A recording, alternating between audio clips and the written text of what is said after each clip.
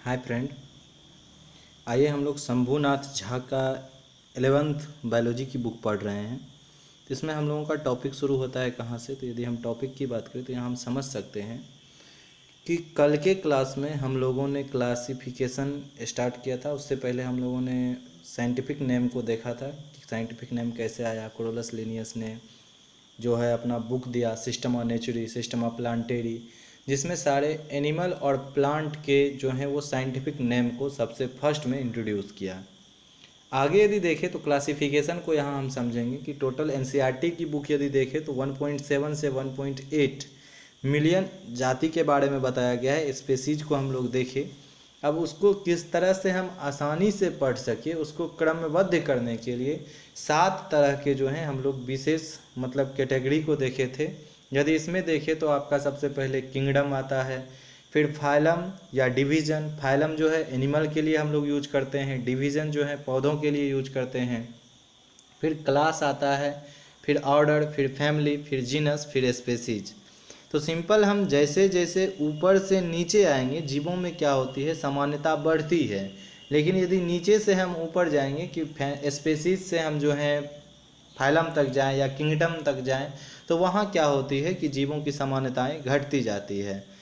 तो यदि हम देखें तो सबसे शुरू में हम लोगों ने देखा था टेक्सोनोमी हायरार्की। टेक्सोनोमी हायरार्की की बात करें तो वर्गीकरण जो क्रमबद्ध किया गया था, तो इनको क्रमबद्ध करने में जो है जीवों को चाहे पादपों को क्रमबद्ध करने में यही हम पढ़े थे कि उनके लक्षणों के आधार पर उनको जो है हम क्रमबद्ध किए। तो सबसे पहले हम लोगों ने शुरू किया था पढ़ना, तो हम लोगों ने पढ़ा था स्पेसीज यानी जाति को, कि जाति को बताया गया है कि सबसे मतलब छोटी इकाई जो है क्लासिफिकेशन वर्गीकरण की सबसे छोटी इकाई जो है स्पेसीज जाति को बताया गया। जिसमें हम लायन की बात करें तो लियो, टाइगर को टाइग्रिस, और फिर पेडस की बात करें तो उससे पार्डस बताया गया है चीता के बारे में। तो ये सारे क्या हो गए, एक तरह से हम समझ सकते हैं कि ये सारे के सारे स्पेसीज थे।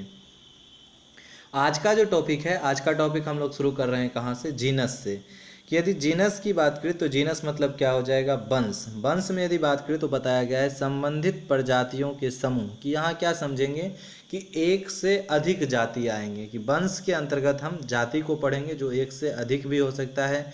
जैसे हम एग्जाम्पल दे के आपको समझाते हैं कि पैंथरा, पैंथरा में आपका लायन आ जाएगा, टाइगर आ जाएगा, चीता आ जाएगा, पेडस आ जाएगा। तो सारे के सारे हम एक में पढ़ते हैं। सोलेनम में आलू, टमाटर, बैगन सबको हम लोग पढ़ते हैं। तो इस तरह हम लोग पढ़ेंगे। तो यहाँ यदि हम देखें तो सिंपल इसके बारे में पढ़ते हैं कि जो एक पूर्वज से विकसित किए हुए हैं। तो आइए थोड़ा इसको जूम कर लेते हैं ताकि क्लियर स्पष्ट दिखाई दे। यदि वंश में हम देखें तो वंश में क्या बताया जा रहा है, जो एक पूर्वज से विकसित हुए हैं तथा सह संबंधित लक्षणों को सदृश्य होते हैं को एक वंश बोलते हैं। कि एक ही पूर्वज से उनका उत्पत्ति हुआ है और सारे लक्षण क्या हैं, एक समान दिखते हैं, तो उसे हम लोग क्या बोलेंगे, जीनस, वंश बोलेंगे। वंश की बात करें, जीनस शब्द का उपयोग सर्वप्रथम जॉन रे ने किया। अभी तक 2 शब्द यूज हुआ है आपको, सबसे पहले स्पेसीज और दूसरा जो है जीनस। नीट में यहाँ से भी क्वेश्चन बनता है कि किस शब्द का किसने सबसे पहले यूज किया है। जैसे जीनस की बात करें तो जीनस का सबसे पहले यूज किसने किया है, तो जॉन रे साहब ने किया है। उसी तरह कल के क्लास में हम आपको स्पेसीज बताए थे, जाति, जाति का सबसे पहले यूज किसने किया था, तो वो भी जॉन रे साहब ही ने किया था। यदि देखें तो मतलब प्रीवियस ईयर हम क्वेश्चन सॉल्व करवाएंगे आपको, वहाँ देखिएगा कि वहाँ ये सब क्वेश्चन आपको दिखेगा। तो नीट में इस तरह से क्वेश्चन पूछा जा सकता है कि फाइलम को सबसे पहले किसने फाइलम के बारे में बताया, तो वो भी साइंटिस्ट का नाम आपको याद रखना है। आगे यदि देखें तो यहाँ बताया गया है कि जॉन रे ने सन 1693 में किया निश्चित सामान्य विशेषताएं जिनका कि उपयोग एक टैक्सोन स्थापित करने में किया जाता है को सह संबंधित चरित्र या लक्षण कहते हैं। कि एक टैक्सोन स्थापित करने में, एक कैटेगरी फिक्स करने में जो हम लोग लक्षण को देखते हैं उसे ही हम क्या बोलेंगे, सह संबंधित चरित्र या लक्षण बोल सकते हैं। जिसे प्रजाति के ऊपर का दर्जा है, यानी प्रजाति मतलब क्या, स्पेसीज से ऊपर का दर्जा किसको दिया गया है, जीनस को दिया गया है। जैसे आलू, बैगन, एक और हम बता देते हैं आपको टमाटर, तीनों एक मतलब तीनों देखिए भिन्न प्रजाति हैं, परंतु इनमें मौजूद कुल लक्षण सामान्य हैं। इसीलिए इन्हें एक वंश सोलेनम के अंतर्गत हम लोग रखते हैं कि हम लोग जो इनको पढ़ेंगे सोलेनम के अंतर्गत पढ़ेंगे। ठीक इसी प्रकार शेर, चीता, बाघ में मौजूद कुछ सामान्य चरित्रों के आधार पर इन्हें एक वंश पैंथरा के अंतर्गत रखते हैं। यह आवश्यक नहीं है कि प्रत्येक वंश में एक से अधिक जीवित प्राणी मौजूद हो। कुछ प्रजाति युक्त वंश मोनोटिपिक, यदि हम बात करें मोनोटिपिक, और दूसरा वर्ड पॉलीटिपिक। मोनोटिपिक उसको बताता है जिस वंश में, यानी जिस जेनरा की हम बात कर रहे हैं, जीनस की बात कर रहे हैं, उस जीनस में सिर्फ और सिर्फ एक स्पेसीज हो। तो मोनोटिपक मतलब मोनोटिपिक की बात करें तो मोनोटिपिक में आपका होमोसेपियंस आता है। तो होमो किसको बताता है, तो जेनरा वंश को बता रहा है, तो सिर्फ होमो आया। और पॉलीटिपिक की बात करेंगे, जैसे सेलेनम में बहुत सारे आ गए। सेलेनम में हम लोग किसको पढ़ेंगे, तो आलू, टमाटर, बैगन सबको पढ़ेंगे। पैंथरा में बाघ, चीता, उसके बाद सिंह सबको पढ़ेंगे। तो जिस वंश में एक से अधिक प्रजाति हो उसे हम लोग क्या समझेंगे, पॉलीटिपिक। और जिस वंश में सिर्फ और सिर्फ एक प्रजाति ही हो तो उसे हम लोग क्या समझेंगे, उसे मोनोटिपिक समझेंगे। तो क्लियर है यहाँ तक। आगे चलिए हम फैमिली के बारे में आपको बताते हैं। फैमिली यदि देखें तो फैमिली को सिंपल यहाँ ये समझ सकते हैं कि समान चरित्र वाले वंशों के समूह को कुल कहते हैं। कि यहाँ जो है मतलब कुल में क्या हो जाएगा कि एक से अधिक वंश आ जाएगा। कि फैमिली की यदि बात करें तो फैमिली में समझना है यह एक वर्गीकी समूह है इसे वंश से पूर्व का दर्जा है। कि वंश से ऊपर किसको रखेंगे, तो फैमिली को रखेंगे। ऑर्डर से जीनस से ऊपर हम किसको रखेंगे, तो फैमिली को रखेंगे। तथा फैमिली शब्द का उपयोग सर्वप्रथम जॉनरे, अभी तक फैमिली तक आपका जॉनरे ही है, टेंशन नहीं लेना है। सन 1693 में किया गया। पौधों के कुल के नाम का जो है निर्माण वंश नाम से, जैसे बताया गया है कि पौधे का यदि हम नाम ले तो पौधों के नाम में क्या करना है, एक प्रत्यय जो नाम के बाद जोड़ा जाता है उसमें हम क्या करेंगे, एसिस, ACEAE, एसिस ऐड कर देंगे। जैसे सोलेनम, उसके बाद पुटीरिया, एट्रोपा में जैसे हम एसेस याद करेंगे तो ये क्या हो जाएगा, सोलेनम हो जाएगा, सोलेनेसी कुल। किस तरह से हम क्या करते हैं, उनका फैमिली बनाते हैं तो उसमें जो है ACA जोड़ देंगे। जबकि जंतुओं के कुल के नाम में क्या करते हैं, प्रत्येक वंश में आइडे जोड़ते हैं। जैसे यदि बताए प्रत्यय जोड़ देते हैं। जैसे फैमिली मतलब फेलिस की बात करें, पैंथरा की बात करें तो फेलिस में क्या किए, तो फेलाइडे जोड़ दिए। मतलब ये हो गया IDE जो है आइडे, ये ऐड कर देंगे तो ये प्रत्यय ऐड हो जाता है। तो ऐसे यदि आपको पढ़ा हुआ रहेगा तो इससे भी सवाल बनता है कि फैमिली मतलब एनिमल में क्या ऐड किया जाता है और प्लांट में क्या ऐड किया जाता है उसके फैमिली यानी कुल को बनाने के लिए। सिंपल हम फैमिली को भी आपको समझाने की कोशिश करते हैं। फैमिली को यदि देखें तो हम इस तरह से समझ सकते हैं, जैसे सोलिनेसी फैमिली की बात करते हैं। सोलिनेसी फैमिली में ही ये तीनों को हम पढ़ रहे हैं, सोलेनम को पढ़ रहे हैं, उसके बाद पेटूरिया को पढ़ रहे हैं और एट्रोपा को पढ़ रहे हैं। इसमें ही धतूरा को भी हम लोग पढ़ते हैं। आगे चले तो फेलेडी की बात करें तो फेलेडी में कौन सा आ जाएगा आपका, कि फेलेडी में आपका हो गया पैंथरा और फेलिस दोनों आ जाते हैं।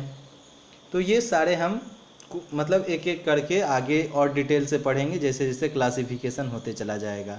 अब बात करते हैं ऑर्डर। ऑर्डर की बात करें तो ऑर्डर मतलब क्या होता है, गण शब्द को जो है इजायत किसने दिया, लीनियस ने। यहाँ देखिए चेंज हो गया, तो यहाँ जो भी चेंज हुआ है वहाँ आपको याद रखना है कि ऑर्डर किसने दिया, लीनियस ने। फिर क्लास किसने दिया, लीनियस ने। तो एक सीरीज से ही याद रखेंगे। नीचे से देखिए तो स्पेसीज आपका हो गया, जीनस हो गया, फैमिली हो गया, यहाँ तक किसने दिया, तो जॉनरे साहब ने। और फिर ऑर्डर से हमको याद रखना है, ऑर्डर में कौन आ गए, तो क्रोलस लीनियस साहब आ गए। तो ऑर्डर हो गया लीनियस, क्लास हो गया आपका लीनियस। आगे भी पढ़ेंगे हम लोग। तो यहाँ बताया जाता है लीनियस ने 1735 ईस्वी में किया और इसे वर्गीकरण की एक कोटि बनाया। इसमें निश्चित समान चरित्र वाले कुलों को सम्मिलित करते हैं, जिनमें यदि बोले तो दादूड़ कुल को रखा गया है जिसे बेफोनाइडे, तथा मेढक कुल को जो है रेनाइडे बोला गया। कि जो दादूड़ होता है जिसमें सूखा स्किन रहता है, घर में ईंट सब वगैरह में पाया जाता है मेढक, उसको किस कुल में रखा, तो बेफोनाइडे कुल में रखा। और राना टेगरीना जो मेढक होता है जिसका कि स्किन पूरा गीला रहता है, उसको किस में रखा, तो रेनाइडे कुल के जो है अंतर्गत रखा। एक गण एन्यूरा में रखते हैं, चूंकि यह इन सभी जंतुओं के पूंछ अनुपस्थित होते हैं। तो इनके बारे में बताया गया कि इस सभी को जो है आपको मेढक कुल रेनाइडे को किस में रखा है, एक ऑर्डर दिया गया कि दोनों दादुर का कुल हो गया बेफोनाइडे और मेढक जो है राना टेग्रिना इसका कुल हो गया रेनाइडे, दोनों को एक ऑर्डर में रखा। ऑर्डर क्या है कि एन्यूरा ऑर्डर के अकॉर्डिंग हम लोग इसको पढ़ेंगे, तो जिसमें कि पूंछ उपस्थित नहीं होते हैं। तो ऑर्डर में और भी हम याद रख सकते हैं, जैसे मैमल्स की बात करें तो हम लोग किसके अकॉर्डिंग पढ़ते हैं, तो हम लोग प्राइमेट के अकॉर्डिंग, प्राइमेट ऑर्डर है जिसमें हम लोग हैं। उसके बाद इसी तरह हम बात करेंगे तो कार्निवोरा में आ जाता है आपका फेलिस, कैनिस, ये सब आ जाते हैं आपके जो मतलब फैमिली हैं कि ऑर्डर के अंतर्गत हम बहुत सारे फैमिली को पढ़ेंगे। आगे यदि बात करें तो आगे फिर हम देख सकते हैं कि आपका वर्ग के बारे में दिया गया है क्लास कि वर्ग की बात करें तो वर्ग शब्द क्रोलस लिनियस ने 1735 ईस्वी में बनाया। यह वर्गीकरण की एक कोटि है जिनके अंतर्गत समान चरित्र वाले संबंधित गुणों को एक साथ रखा जाता है, मतलब जिसमें सामान्य चरित्र हो, कैरेक्टर देखने में हो, जैसे बताया गया है कार्निवोरा। अब कार्निवोरा की बात करते हैं तो कार्निवोरा क्या है, ऑर्डर है। फिर बताया गया है ओंगुलेट, उसके बाद रेडेंसिया, इसके बाद कायरोपेटेरा के बारे में बताया गया है। उसके बाद प्राइमेट जिसमें हम लोग आते हैं, सारे ऑर्डर को जो है एक वर्ग मेमेलिया के अंतर्गत रखा गया कि सारे के सारे ये किस में हैं, तो मेमेलिया के अकॉर्डिंग आ रहे हैं, क्योंकि इन सभी में समान चरित्र लक्षण है। क्या क्या लक्षण है, तो बाल, स्तन ग्रंथि है, मेमोरी ग्लैंड्स है, विकसित मस्तिष्क है कि सोचने समझने का क्षमता है। तो ये सारे को ध्यान रखना है। सिंपल छोटा एग्जाम्पल भी याद रख सकते हैं कि क्लास मेमेलिया के अकॉर्डिंग हम लोग प्राइमेट और कार्निवोरा को पढ़ेंगे। दो एग्जाम्पल और आप याद रख सकते हैं, ओंगुलेट बताया गया है, रेडेंसिया के बारे में बताया गया है, कायरोप्लेटेरा के बारे में बताया गया है। तो इस तरह हम याद रखेंगे। प्राइमेट हो गया जिसमें हम लोग आते हैं। आगे यदि देखें तो फिर बताया जा रहा है कि मतलब संघ के बारे में, फाइलम को समझेंगे। फाइलम बहुत भी आई है, फाइलम के बारे में आपको पूछा भी गया है। फाइलम को हम इस तरह से पढ़ सकते हैं कि फाइलम को हम लोग क्या बोलेंगे कि जो एनिमल होते हैं, एनिमल में जब हम वर्ड उपयोग करेंगे तो फाइलम लिखेंगे, और जो प्लांट होते हैं प्लांट में वर्ड उपयोग करेंगे तब हम डिवीजन लिखेंगे। तो फाइलम शब्द को किसने दिया, तो क्यूवियर ने दिया। ये नीट में पूछा गया क्वेश्चन है कि फाइलम शब्द सबसे पहले किसने दिया, तो क्यूवियर साहब ने दिए। और क्यूवियर साहब ने 1829 ईस्वी में जंतुओं के लिए किया, जबकि पौधों के लिए डिवीजन शब्द का प्रयोग किसने किया, तो इकलर ने किया। तो दोनों को याद रखना है, फाइलम किसने, तो क्यूवियर ने, और डिवीजन किसने, तो इकलर ने दिया था। यह वर्गीकरण की एक कोटि है जिसके अंतर्गत सामान्य संबंधित लक्षण वाले वर्गों को एक साथ समूहित किया जाता है, जैसे पीसेज, एम्फीबिया, रेप्टिलिया, एफज और मेमेलिया वर्ग को मिला के एक संघ कॉर्डेटा बनता है। कॉर्डेटा क्या है, एक फाइलम है। इन सभी वर्गों में प्राणियों में क्या बताया जाता है, कुछ ना कुछ समानता है। जैसे भ्रूण अवस्था में क्या पाया जाता है, नोटोकॉर्ड प्रेजेंट रहता है, नोटोकॉर्ड पाया जाता है। अधिकांश वयस्क अवस्था में मेरुदंड, रीढ़ का हड्डी में यही नोटोकॉर्ड बदल जाता है। पृष्ठीय जो है खोखला केंद्रक तंत्रिका बताया गया है कि स्पाइनल कॉर्ड की बात करें तो ये क्या रहता है, खोखला रहता है। तथा कम से कम भ्रूण अवस्था में बताया गया है कि जिसमें फ्रिंजियल जो है गल्फर यानी फ्रिंजियल गिल्सलेट प्रेजेंट रहते हैं, कि जिस समय माँ के पेट में बच्चा रहता है, जिसे हम क्या बोल सकते हैं, फीटस बोल सकते हैं। तो उस फीटस का जो मतलब हम लोग गेस्टेशन पीरियड पढ़ेंगे, किस तरह से वो डेवलप हुआ है, तो वैसे कंडीशन में हम लोग देखेंगे कि जो इंसान है, इंसान के भी बच्चे में गिल्सलिट प्रेजेंट रहता है जब वो एम्ब्रायनिक स्टेज में रहते हैं। तो सारे जितने भी कॉर्डेटा के एनिमल हैं, एवीज रहें, चाहे आपके मेमल्स रहें, रेप्टिलिया रहे, एम्फीबिया रहे, सभी में पीसेज, सभी में क्या समानता दिखता है कि किसी न किसी स्टेज में उसमें गिल्सलिट प्रेजेंट रहते हैं। तो ये सारे इवोल्यूशन में हम लोग पढ़ेंगे डिटेल से कि कितने सिमिलरिटीज हैं, आखिर किसका ओरिजिन किससे हुआ है। तो ये इवोल्यूशन का टॉपिक हो जाता है। सबसे लास्ट में हम देखें तो सबसे ऊपर पर यदि बात करें तो किंगडम को बताया गया है कि यह वर्गीकरण की क्या है, उच्चतम कोटि है। सभी जंतुओं जो है एनिमेलिया जगत में हैं, तथा सभी जंतुओं में जो है बताया गया है कि प्लांटे जगत में रखा गया है कि सारे जो हैं मतलब सॉरी सभी पौधे को जो है प्लांटे में रखा गया और सारे एनिमल को किस में रखा गया है, तो एनिमेलिया में रखा गया है। सिंपल यहाँ आपको ध्यान रखना है इस सबको। आगे चलते हैं और क्या दिया गया है इसमें, यदि हम देखें आवश्यकता जो है बताया गया, आवश्यकता अनुसार मुख्य कोटि में देखें तो पूर्व प्रत्यय में याद करें कि पूर्व कोटि मतलब पहले क्या करते हैं हम लोग कुछ ना कुछ शब्द जोड़ते हैं। जैसे पूर्व प्रत्यय में हम सुपर हो गया, सब हो गया, इन्फ्रा हो गया, सुपरा हो गया, इसको जोड़ के कुछ ना कुछ हम लोग कोटि का निर्माण करते हैं, किसी ना किसी कैटेगरी को बनाते हैं। जैसे सब किंगडम यानी किंगडम का छोटा रूप क्या कहलाएगा, सब किंगडम।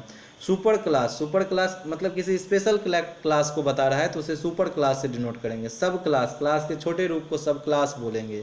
सब फाइलम, सुपर ऑर्डर, सब ऑर्डर, इसी तरह से हम जोड़ के उनको अलग कैटेगरी बना सकते हैं। इन सबों को इंटरमीडिएट जो हैं बोल सकते हैं, कैटेगरीज, इंटरमीडिएट कैटेगरी बोल सकते हैं कि ऑर्डर और मतलब इस तरह समझ सकते हैं जिस चीज़ के बीच में ऐड करेंगे, किसी के बीच में क्या करेंगे, इंटरमीडिएट करेंगे। इस तरह से समझ सकते हैं कि जितनी उच्च कोटि होगी जीवधानियों का समान लक्षण उतने ही क्या होते हैं, कम होते हैं। अब नीचे दिए गए जो हैं यदि देखें तो टैक्सोन तथा सह संबंधित लक्षणों को दर्ज करते हुए मनुष्य के अनुक्रमिक वर्गीकरण का उदाहरण दिया गया है। अब आइए टैक्सोन किसको कहते हैं, कैटेगरी किसको कहते हैं और कैरेक्टरिस्टिक फीचर्स की बात करें तो तीनों यहाँ दिया हुआ है। यदि हम बात करें तो मनुष्य में क्या बताया गया है, किंगडम एनिमेलिया। किंगडम एनिमेलिया में हम लोग आते हैं कि किंगडम एनिमेलिया में देखें तो उनका क्या लक्षण होता है कि मल्टी सेलुलर होते हैं, यूकैरियोटिक होते हैं और हेट्रोट्रॉपिक होते हैं, कि ये किसी न किसी के ऊपर खाना खाने के लिए, न्यूट्रिशन मूड के लिए ये दूसरे पर मतलब डिपेंड करते हैं। आगे देखें तो किंगडम के बाद आता है फाइलम, तो ये सारा मनुष्य के बारे में ही बताया है कि मनुष्य में किंगडम क्या हो जाएगा, एनिमेलिया।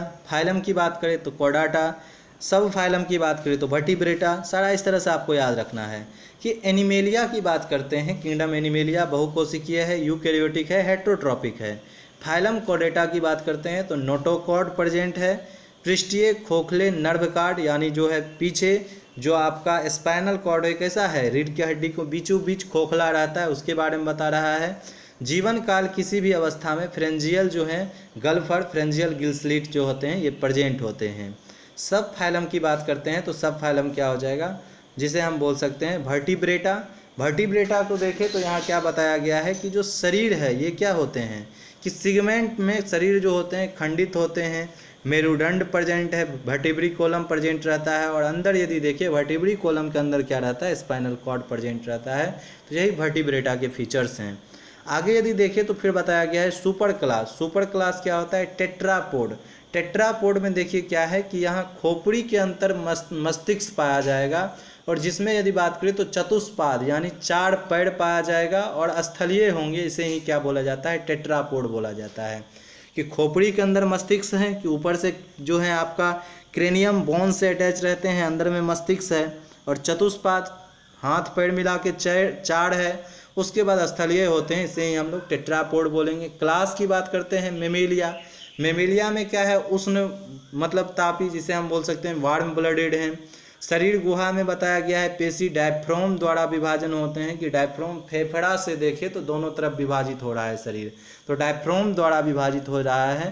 कान में 3 हड्डी है, 3 हड्डी का नाम भी याद रखेंगे, मिस MIS। मिस कैसे याद रखेंगे, MIS, कि बचपन में मिस को कहते थे, आप कान पकड़ के मारिए कोई प्रॉब्लम नहीं है, लेकिन यदि टीचर कान पकड़ के मारते थे तो बुरा मान लेते थे। तो यहाँ मिस वर्ड याद करना है आपको। M4 हो जाएगा मिलियस, इनकस, स्टेपस। 3 बोन आपको याद रखना है कान का, मिलियस, इनकस, स्टेपस, MIS, मिस। देखिए यहाँ बताया गया है कि कान में 3 हड्डी होते हैं, शरीर पे क्या होता है, बाल पाया जाता है, बालों से ढका होता है, तथा स्तन ग्रंथि मेमरी ग्लैंड्स प्रेजेंट रहते हैं। ये लक्षण किसके हैं, तो ये मेमेलिया के लक्षण हैं।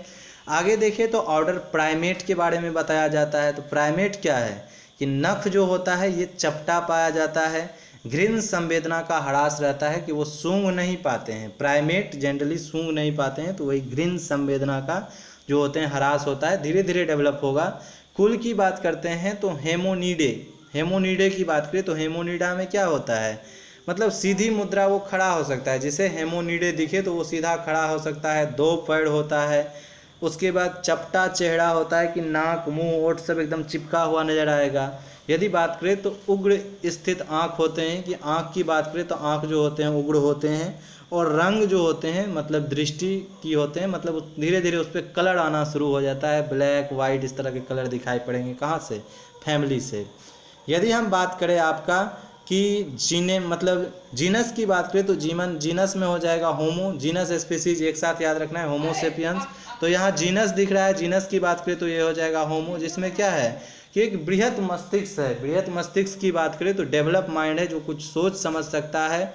और देखिए तो यहाँ बताया गया है दीर्घ बचपन, कि इसमें भी क्या होता है कि एक तरह से मतलब बचपन पाया जाता है। उसके बाद यदि देते तो यहाँ बताया गया है कि जो आर्टिकुलेट मतलब बताया गया है आर्टिकुलेट्स जो है स्पीच पाया जाता है, कि कुछ बोल पाने में ये संभव हो पाते हैं। कौन? तो होमो जीनस के बारे में बताया गया है। आगे देखिए तो बताया गया है स्पेसीज के बारे में। तो स्पेसीज में लगभग समानता पाया जाता है। यदि देखिए सुस्पष्ट जो है इसमें टुड्डी पाया जाता है, मतलब ये माउथ का जो पार्ट है इसको बताया जाता है।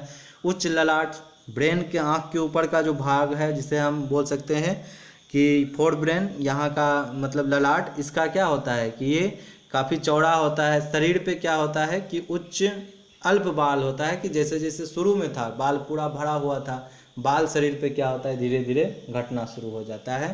तो इसके बारे में बता रहा है स्पेसीज के बारे में। तो सिंपल इससे कोई भी सवाल पूछ सकता है आपसे कि ह्यूमन का, जैसे इससे पहले नीट में पूछा गया है, उसमें पूछा गया है आपको हाउस फ्लाई के बारे में। क्योंकि यदि एनसीईआरटी की बुक देखें तो यही कैटेगरी करके हाउस फ्लाई है, आपका कॉकरोच है, फिर जो है बिल्ली के बारे में, कैट के बारे में बताया गया है, तो फिर इंसान के बारे में बताया गया। तो सिंपल यहाँ इंसान के बारे में आपको जानकारी दिया गया है। तो सबका आपको ऑर्डर, क्लास, फैमिली, जीनस सारा आपको एक बार याद कर लेना है। 4 ही हैं, सिलेक्टेड एनसीईआरटी वाला हम लोग याद कर लेंगे, ये तो याद कर ही लेना है। और भी 3-4 हम याद कर लेंगे, काहे कि वहाँ से भी नीट में सवाल बनता है। आगे यदि देखें तो यहाँ बताया गया है जैविक वर्गीकरण की पद्धति। अब आइए हम लोग देखते हैं किस तरह जो है बायोलॉजिकल क्लासिफिकेशन हुआ है। समय समय पर जीवों में वर्गीकरण हेतु निम्न वर्णित विभिन्न पद्धतियों का उपयोग किया गया। तो सबसे शुरू में जो प्रयोग किया गया था उसे हम बोल सकते हैं आर्टिफिशियल सिस्टम, कृत्रिम पद्धति। जीवों में प्राकृतिक तथा विकासीय संबंध पर बिना ध्यान दिए केवल उनके बाह्य चरित्रण लक्षण के आधार पर विभिन्न समूहों में वर्गीकरण करने को वर्गीकरण की कृत्रिम पद्धति कहते हैं। इस पद्धति का उपयोग अरस्तु से लेकर लिनियस तक की लंबी अवधि में किया गया। अरस्तु ने जंतुओं को आवास के आधार पर जलीय, स्थलीय तथा वायवीय समूहों में बांटा। कि उन्होंने क्या किया कि जितने जीव जल में रहते हैं, जितने जीव स्थल पर रहते हैं और जितने जीव हवा में रहते हैं, सबको उन्होंने सेपरेट कर दिया। लेकिन इनमें समानता नहीं था। स्थल पर रहने वाले हम भी हैं और प्लांट भी है, क्या समानता है इसमें? जल में रहने वाले ब्लू व्हेल भी हैं और फिश भी हैं, क्या वो समानता हैं? तो यही सारे डिफरेंसेस के कारण अरस्तु साहब भी क्या हो गए, फेल हो गए। और इनका इसी वर्ग के कारण अरस्तु साहब को क्या बोला गया? फादर्स ऑफ बायोलॉजी बोला गया। कि यदि देखें तो जीव विज्ञान का पिता किसको बोलेंगे? तो अरस्तु को बोलेंगे। फिर जंतु जगत का पिता पूछा जाएगा, फादर्स ऑफ जूलॉजी, तो वहाँ भी अरस्तु, एरिस्टोटल को ही हम लोग बताएंगे। और फादर्स ऑफ बोटनी पूछा जाएगा तो वहाँ बताना है थियोफ्रेस्टस साहब को।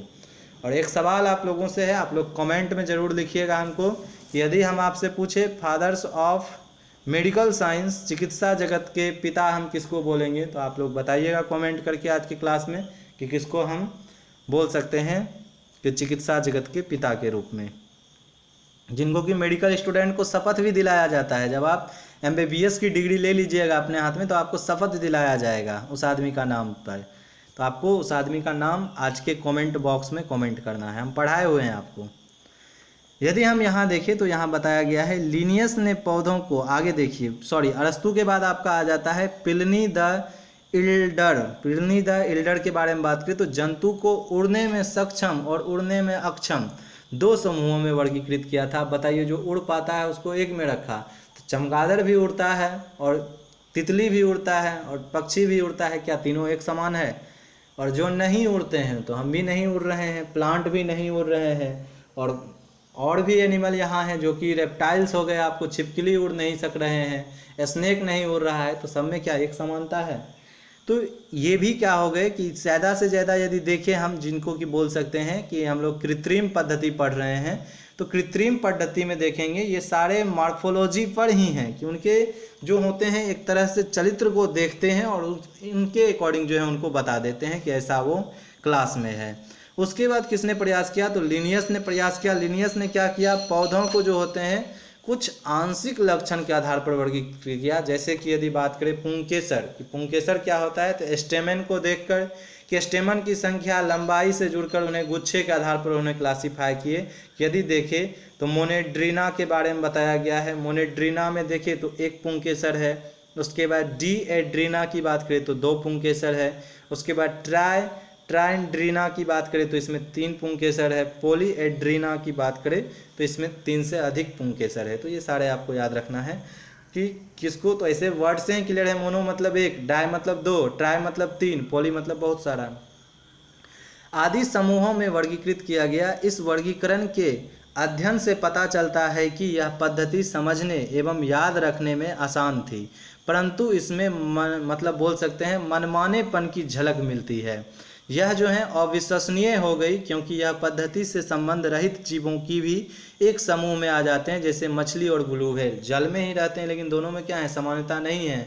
चमगादड़ कीट पक्षी में क्या है, समानता नहीं है। तो लिनियस का वर्गीकरण भी कृत्रिम पद्धति में सम्मिलित किया गया, क्योंकि इनमें उन्हें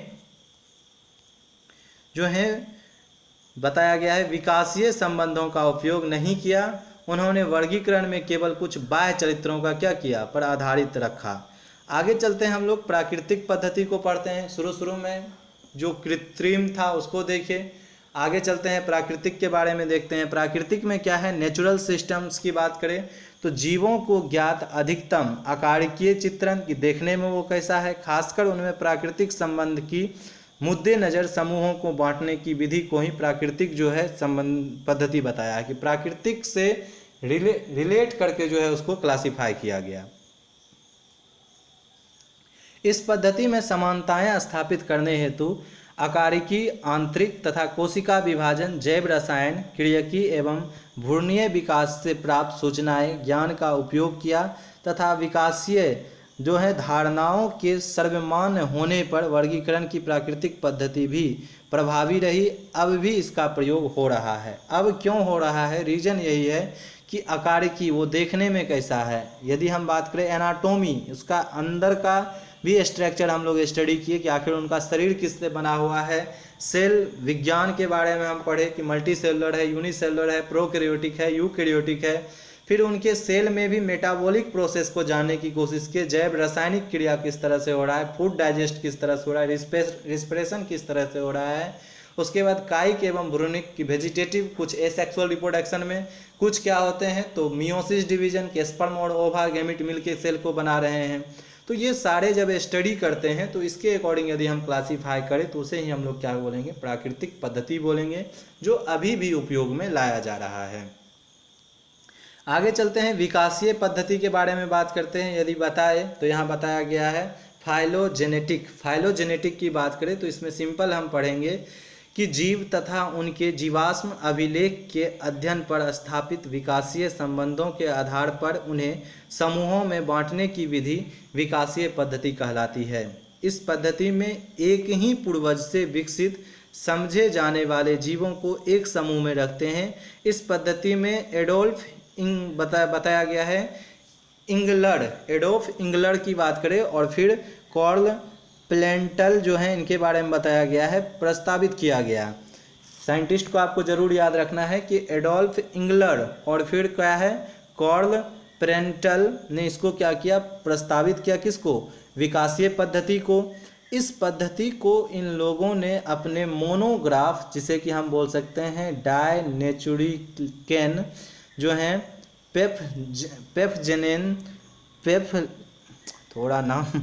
पेफ्लेजेंस फैमिलियन के बारे में बताया गया है कि यदि हम देखें डाई नेचुरल लिकेन पेफ्लेजेन फैमिलियन के बारे में बताया गया है, इनके में प्रकाशित किया। और इसमें भी यदि देखें तो बताया गया है हिचेंस जो है ये साइंटिस्ट के ही नाम है कि इस पद्धति का अनुसरण किए, लगातार इस पर उन्होंने वर्क किया 1926 में, 1934 में, 1948 में, 1963 में उन्होंने लगातार वर्क किया। इस पद्धति में देखें तो स्पेसीज के स्थानिक धारणा को जैविक धारणा में बदलने में मदद की, फिर भी विकासीय संबंध स्थापित करना इस पद्धति की एक समस्या रही कि फिर भी जो है विकास कैसे हुआ है उसको हम बता पाए, ये एक समस्या ही रहा। जो जीवाश्म प्रमाण कम रहने या ना रहने पर और भी अधिक विवादास्पद हो जाती थी कि सिंपल अभी आप आम का जीवाश्म खोजिएगा, मैंगो का, उसके बाद अमरूद का जीवाश्म खोजिएगा तो मिलेगा आपको जीवाश्म कम से कम 10 साल 20 साल 1 लाख 2 लाख साल पहले वो मिट्टी या किसी चट्टान के अंदर में दब जाते हैं, तब उनका जीवाश्म मिलता है। और जो अभी स्पेसीज है उनका जीवाश्म आप कहाँ से ले पाइएगा, तो इसके कारण क्या हुआ, विवादास्पद रहा। जब बाह्य समानता तथा शाखा क्रम के बीच यदि देखें सदृश्य स्वजातीय के आधार पर विकासीय संबंध स्थापित किए जाते हैं, इसे ही क्लासिकल फैलोजेनेटिक टेक्सोनोमी बोलेंगे, क्लासिकल फैलोजेनेटिक टेक्सोनोमी बोल सकते हैं। जबकि अगर विकासीय संबंध सभी समानताओं को छोड़कर केवल शाखा क्रम के आधार पर स्थापित किए जाते हैं, तब इसे क्या बोलेंगे, मतलब बोल सकते हैं क्लेडिएस्टिक्स कहते हैं। इस समूह में विकासीय संबंधों को ग्राफिक जो है इस तरह से बोल सकते हैं रिप्रेजेंटेशन में कुल वृक्ष मतलब एक तरह से फैमिली ट्री बनाते हैं। फैमिली ट्री में जैसे हम सबसे नीचे मोनेरा को रख सकते हैं, उससे डेवलप हुआ प्रोटिस्टा के 3 ब्रांच निकालेंगे, एक तरफ प्लांट, एक तरफ एनिमल, एक तरफ फंगी, तो एक फैमिली ट्री बनाने का काम करेंगे जिसे कि मतलब क्लेडोग्राफ कहते हैं। तो क्लेडोग्राफ वर्ड भी याद रखना है, इसमें एनिमल हो चाहे प्लांट हो, आखिर उसका उत्पत्ति किससे हुआ है, किससे कौन रिलेटेड है, इस तरह करके हम क्या करते हैं, फैमिली ट्री बनाते हैं या क्लेडोग्राफ बनाते हैं। आगे देखिए संख्यात्मक पद्धति के बारे में बताया गया। अब आइए संख्यात्मक पद्धति क्या है इसको जानते हैं। केवल दृश्यमान जो दिखाई पड़ता है बाह्य समानताओं के लिए कंप्यूटर का उपयोग योग संकेत करते हैं, कुछ कोड बनाते हैं जिसमें नंबर को ऐड करते हैं, आवंटित कर इसी के आधार पर जीवों के समूह को वर्गीकृत करने की प्रक्रिया को संख्यात्मक पद्धति कहते हैं। फेनेटिक्स शब्द की बात करें तो ग्रीक शब्द जो है मतलब फाइनोमेनॉन के बारे में बताया जाता है, में व्यक्त हुआ है, जिसका शाब्दिक अर्थ होता है जैसा दिखाई पड़ना। कि यदि बात करें हम कि फेनोमेनॉन मतलब क्या हुआ, वो कैसा दिखाई देता है उस पर ये डिपेंड करता है। दरअसल यह विकासीय संबंध स्थापित करने में होने वाली कठिनाई को दूर करने का एक प्रयास है। इस पद्धति में सभी बाह्य लक्षणों को ऐसे इकाई में विभाजित करता है जिन्हें पुनः विभाजित किया जा सके। इस इकाई लक्षण को कंप्यूटर उपयोग हेतु संख्या तथा संकेत जैसे कि प्लस हो गया, माइनस हो गया, 0 आवंटित करते हैं। महत्तम संभव चरित्रों के गणना में महत्व दिया जाता है, कम से कम 100। जब आंकड़े में कंप्यूटर द्वारा संसाधित कर विभिन्न जंतुओं के बीच मौजूद समानताओं की मात्रा तय की जाती है, इन्हें संख्यात्मक वर्गीकरण के आधार पर तैयार किए गए कुल वृक्ष जो फैमिली ट्री है को डेंड्रोग्राफ कहते हैं। तो ऊपर भी वर्ड उपयोग हुआ था डेंड्रोग्राफ, कि यहाँ देखिए तो मतलब बताया गया है क्लेडोग्राफ, और यहाँ क्या है जो फैमिली ट्री बन गया है इस संख्या का प्रयोग करते हुए, कि आपको क्लास 12 में हम इवोल्यूशन में आपको पढ़ाएंगे कि किस तरह होमोसेपियंस डेवलप हुए हैं। तो वो जो फैमिली ट्री आप बनाइएगा कि हम लोगों के एंसिस्टर से हम लोग कैसे डेवलप हुए हैं मंकी से, तो इन्हीं के बारे में बताया जाएगा, इसे डेंड्रोग्राफ बोलेंगे हम लोग। आगे यदि चले तो आगे फिर हम लोग कुछ सिलेक्टेड टॉपिक को देखते हैं कि क्या क्या हमको पढ़ना है। रोज़ हम 2 पेज का सेशन लेके आपके साथ चल रहे हैं, और सिंपल आपको भी कंटिन्यू देखते चले जाना है। यदि हम आपके लिए इतना कर रहे हैं तो आपको भी देखते चले जाना है कि आपका भी सिलेबस जो है टाइम से कंप्लीट हो पाए। कि हम टारगेट यही लिए हैं कि आपको भारतीय वन बुक भी हम पढ़ा दें, कि शंभुनाथ झा के बाद हम भारतीय वन बुक पे चले जाएंगे। और एनसीईआरटी आपको खुद से पढ़ना है, एनसीईआरटी आप पे छोड़ रहे हैं, और ये पढ़ने का तरीका भी हम सिखा रहे हैं कैसे पढ़ा जाता है। यदि आप स्टूडेंट हैं तो स्टूडेंट में सबसे बड़ी बात ये होती है कि कोई भी चीज़ रटा नहीं जाता है, रीडिंग मार के उस टॉपिक को ख़त्म कीजिए। और जो भी टॉपिक आपको लगे नहीं ये मेन है, उसको क्या कीजिए, अंडरलाइन कीजिए। मेरे बुक में बहुत कुछ आपको अंडरलाइन मिलता होगा जब हम रीडिंग करते हैं, तो ये अंडरलाइन करके पढ़ने का तरीका है, ये आपको सीखना है, अपने लाइफ में इसको उतारना है। और देखिएगा जिस दिन इसको उतार लीजिएगा आप सबसे सफल स्टूडेंट रहिएगा। आगे चलते हैं। बताया गया है आधुनिक प्राणी शास्त्री प्राकृतिक तथा विकासीय वर्गीकरण पद्धति में मिश्रण का उपयोग करते थे। यदि मिश्रण की बात करें तो ये क्या करते थे कि एक तरह से मतलब सारे चीज़ों को मिला के प्राकृतिक हो गया, किस तरह विकास हुआ है, सारे को मिला के वो इवोल्यूशन को भी ऐड करते थे। उसे हम क्या बोल सकते हैं, तो उसे हम मॉर्फो टैक्सोनॉमी बोल सकते हैं। कि मॉर्फो मतलब देख के किस तरह से विकास हुआ है, किस तरह से प्राणी शास्त्री ने इसका उपयोग किया, उसे हम मॉर्फो टैक्सोनॉमी कहेंगे। आगे आइए आप क्लासिफिकेशन को समझते हैं। वो सब तो हिस्ट्री था कि कैसे कैसे क्लासिफिकेशन शुरू हुआ। अब टॉपिक है कि क्लासिफिकेशन देखें तो जीवधानियों का वर्गीकरण के बारे में बताया गया है कि सबसे शुरू में टू किंगडम के बारे में हम लोग पढ़ेंगे कि टू किंगडम क्लासिफिकेशन। प्रारंभ में सभी जीवों को पौधे तथा जंतु नामक दो जगत में विभाजित करने का रिवाज बहुत दिनों तक चला। दोनों समूहों में मूल अंतर उनके पोषण के तरीके में है। पहला देखें तो पौधा क्या होता था, स्वपोषी होता था, ऑटोट्रॉपिक होते थे।